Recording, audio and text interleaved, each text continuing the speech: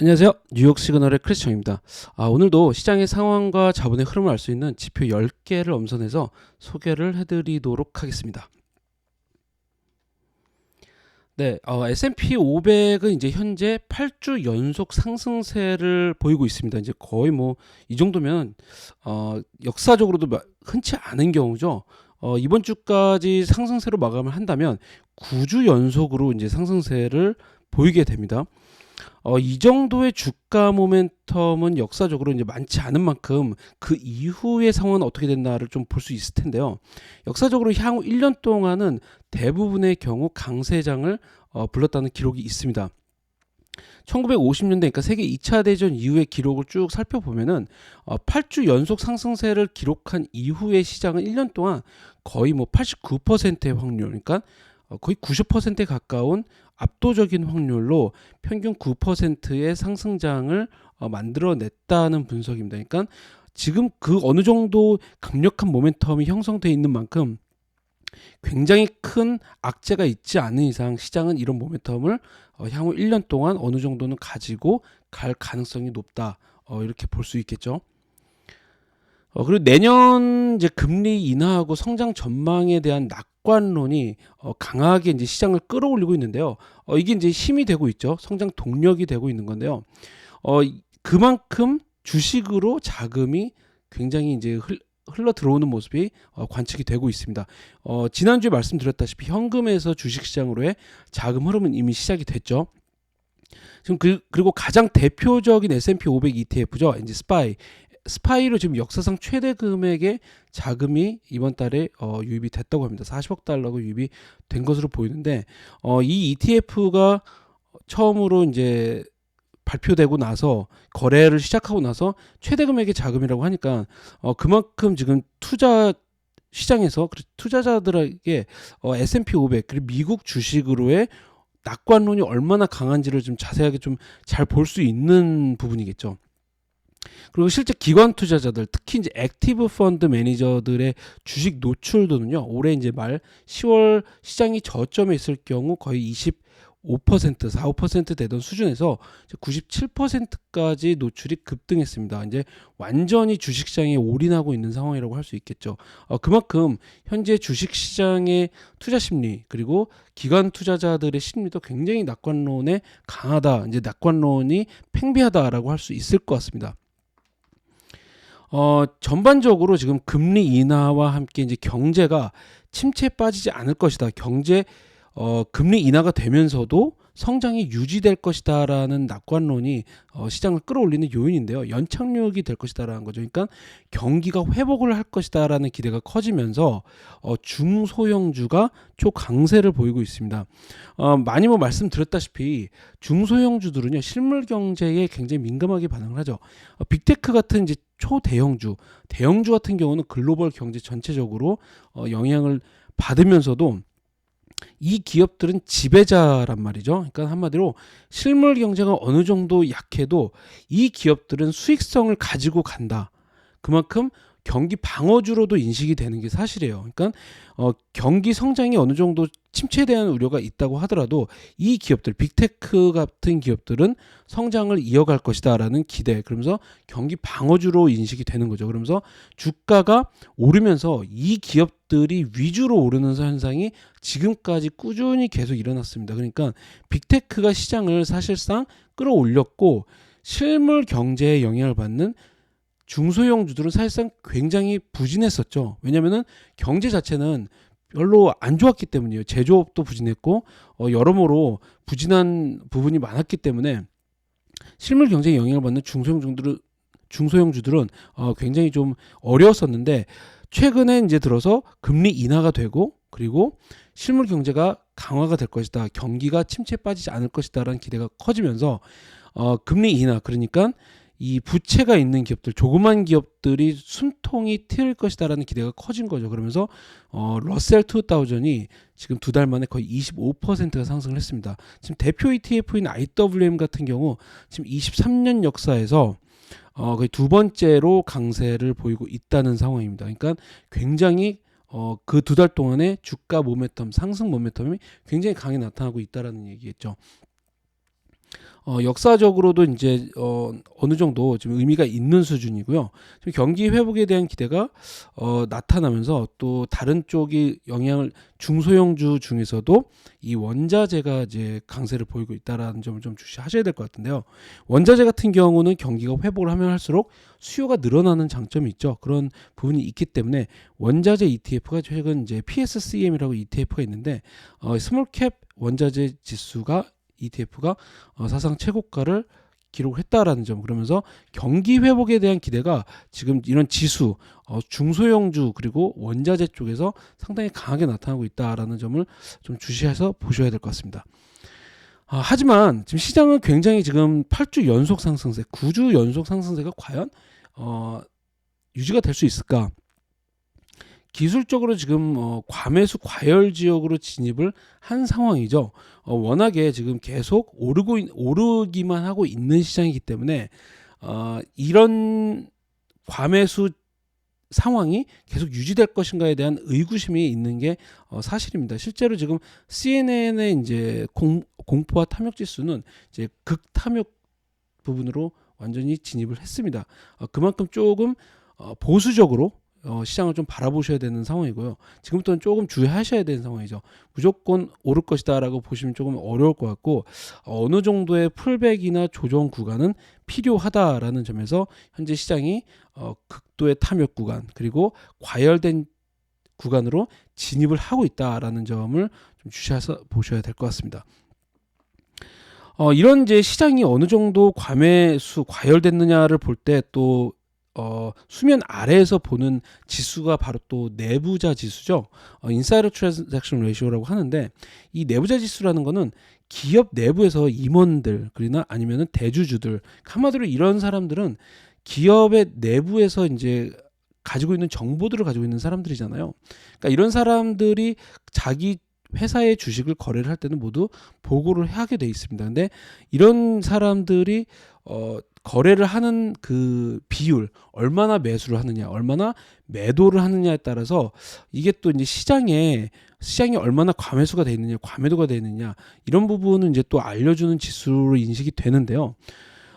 최근 같은 경우 이제 지금은 팔지 않고 관망을 하고 있는 상태죠. 이 11월 말까지만 하더라도 지수가 상당히 올라갔을 때 그동안 올해 내내 부진했던 주식시장, 자기 기업의 주식이 부진하다가 이제 굉장히 많이 회복을 한 거죠. 예를 들어서 빅테크 같은 기업들 임원들, CEO들이 엄청나게 많이 팔아댔습니다. 저희가 이제 투자 노트를 통해서 그런 부분도 이미 이제 말씀을 소개를 해드렸는데, CEO들, 메타 플랫폼이라든지 애플부터 뭐 테슬라, 뭐 여러 가지 기업들, 그동안 2년 동안 부진했던 기업들이 주식을 회복을 하면서 이 내부자들이 매도 거래를 엄청나게 뿌려댔어요. 그러니까 이 베리시한 이제 레이시오로 올라간 거죠. 매도가 그만큼 올라갔기 때문에. 그런데 지금 상황이 약간 변했죠. 금리 인하 그리고 연착륙에 대한 기대가 커지면서 이 빅픽처가 달라지기 시작한 겁니다. 당장 그때는 주가가 어느 정도 회복이 된 만큼 매도를 했는데, 지금은 강세장에 대한 장기 강세장에 대한 확신이 어느 정도 생겼고 믿음이 커지면서 이 내부자들이 매도를 이렇게 많이 하지 않고 중립을 지키면서 어느 정도 상황을 관망하고 있다, 주시하고 있다라고 볼 수 있는 차트라고 할 수 있겠습니다. 이제 시즈널리티를 좀 보셔야 될 것 같은데요. 내년은 어떻게 될 것인가, 이제 이 부분도 이 말씀을 지금 최근 들어서 계속 해드리고 있는데, 내년 같은 경우는 이제 대선이 있는 해죠.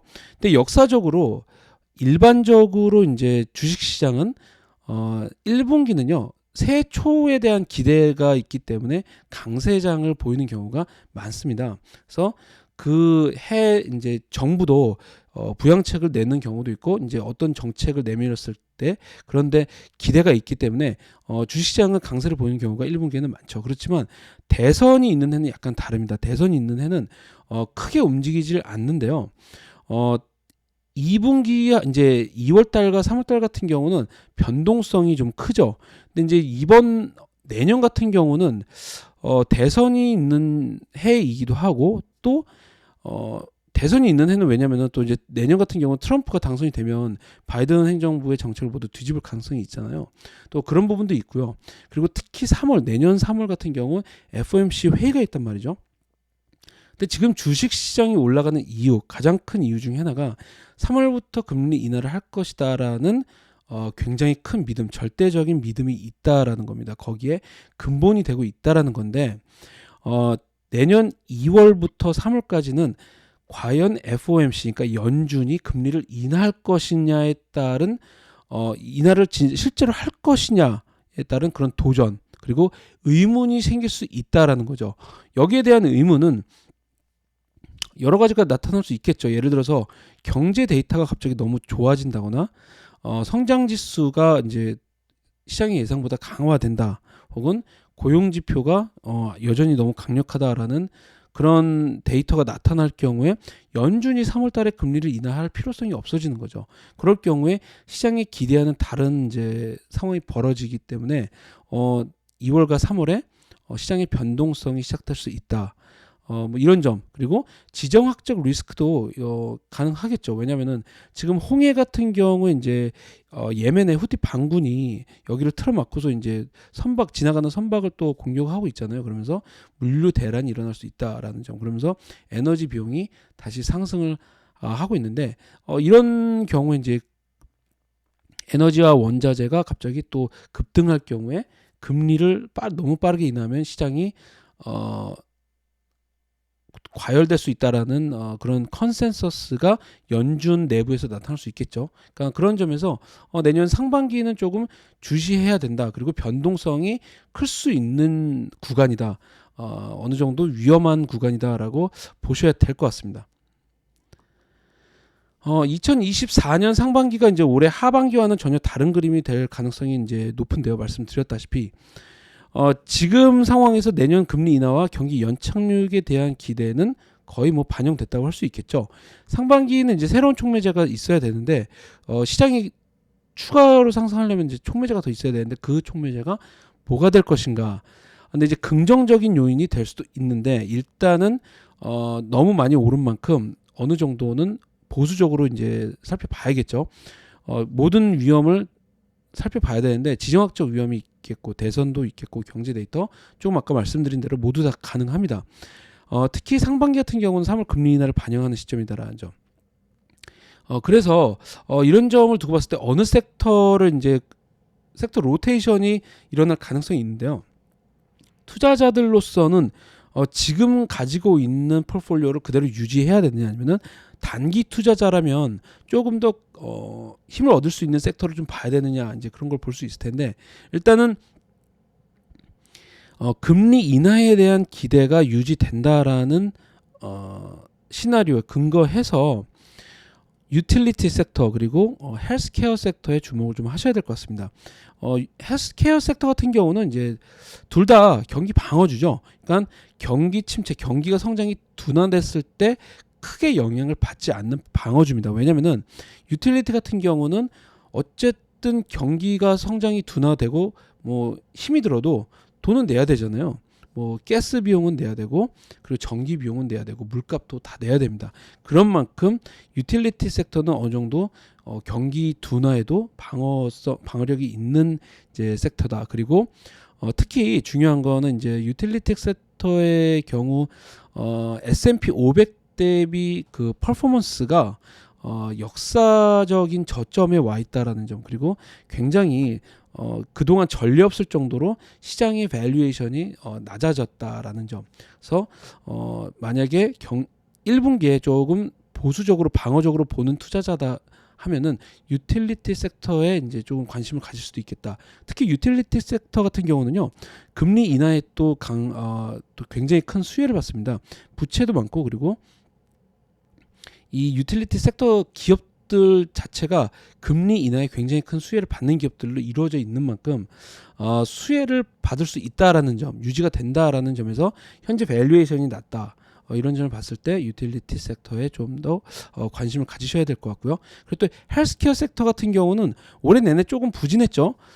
실질적으로 S&P 500 대비 그 퍼포먼스 같은 경우도 지금 보시는 차트의 오른쪽 밑에 있는 차트가 이제 S&P 500 대비 헬스케어 섹터인데요.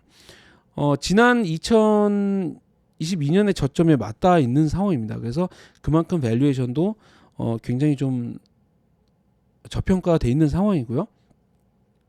그리고 헬스케어 섹터 내에서 지금 혁신적인 일이 굉장히 많이 나타나고 있다. 실질적으로 올해 내내 이제 많이 생성 AI에 밀려서 그다지 크게 이제 주목을 받지 못했지만 지금 그 몸무게 감량하는 그런 약물 같은 경우도 굉장히 많이 나왔고요. 그러면서 헬스케어의 혁신이 계속 이루어지면서 지금 막 통합이 이루어지고 있다. 대통합이 이루어지고 있는 상황이다. 지금 지각 변동이 굉장히 크게 일어나고 있는 섹터가 헬스케어 섹터입니다. 그래서 지금 인수합병권도 이제 헬스케어 sek터 내에서 많이 일어나고 있는 상황이니만큼 주시를 해서 보셔야 될 것 같다. 그리고 최근 나타나는 이제 그 바이오 부분의 이제 ETF도 지금 이전의 하향 추세를 벗어나는 모습을 보이고 있어서 조금 긍정적으로 보셔야 되는 섹터가 아닌가 싶습니다. 반면에 아까 말씀드린 대로 이제 여태까지 지금까지 시장을 이끌어온 빅테크는 어떻게 될 것인가? 빅테크에 대한 이제 전체적인 그림은 내년에도 긍정적입니다. 왜냐면은 밸류에이션이 지금 어느 정도 많이 올라와 있긴 하지만 그렇게 크게 부담될 정도로 올라와 있는 수준은 아니다라는 거죠. 그리고 특히 이 기업들은 여전히 수익성이 높은 기업들이고 마진이 있고 가격 결정력이 있고 글로벌 경기 회복에 전반적으로 수혜를 받는 기업이다라는 점, 이런 기업들이 많다라는 점에서 내년에도 빅테크는 꾸준히 오를 것이다라는 전망이고요. 그렇지만 지금 단기적으로 2024년 상반기에 만약에 시장의 조정이나 풀백이 시작이 된다면 충격을 좀 더 크게 받을 가능성도 있다라는 겁니다. 왜냐면은 이 기업들이 그만큼 지금 많이 올랐고 그만큼 수익을 많이 받아 있는 상태인데 지금 시장 상황은 굳이 빅테크 쪽으로 안 가도 되는 상황이죠.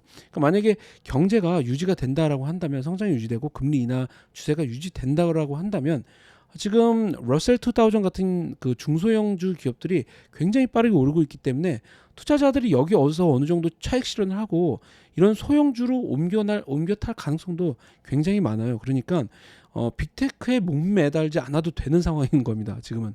그래서 근데 사실 올해 5월부터 지금 애플 같은 경우만 하더라도 나스닥의 이제 대표적인 ETF죠. QQQ와 비교해서 시장 수익을 하회하고 있는 상황입니다. 5월부터 지금까지 계속 이제 애플 같은 경우 이제 주가는 올해 이제 8월, 9월까지 계속 쭉쭉 올랐지만 나스닥의 QQQ와 비교하면요, 5월부터는 나스닥 QQQ가 좀 더 낮습니다.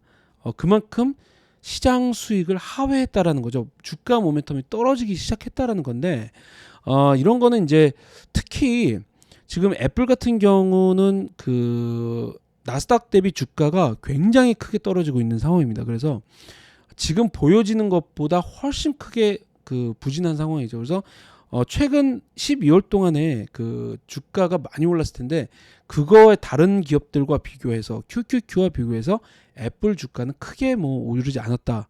애플 주식을 가지고 있는 분들은 이해를 하실 거예요.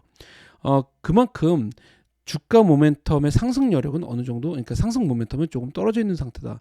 특히 이제 빅테크 중에서 올해 생성 AI 열풍의 수혜를 그대로 받은 마이크로소프트하고 엔비디아 같은 경우도 지금 나스닥 대비 지금 부진한 성과를 연말부터 보이고 있다라는 점, 하반기서부터 모멘텀이 굉장히 좀 약간 떨어졌다라는 점에서 시장의 풀백이나 조정이 있을 시에 충격이 조금 있을 가능성도 좀 있다. 그리고 시장이 어느 정도 전반적으로 오르는 시장이니만큼 빅테크만 오르는 시장이 아니라 시장이 광범위하게 오르는 시장, 다른 기업들도 충분히 기회가 있다라는 점에서 여기에 이제 몰려 있는 자금이 어느 정도 분산될 수 있다라는 점에서 빅테크가 약간은 이제 흔들릴 수도 있다라는 점을 좀 주시하시면 좋을 것 같습니다.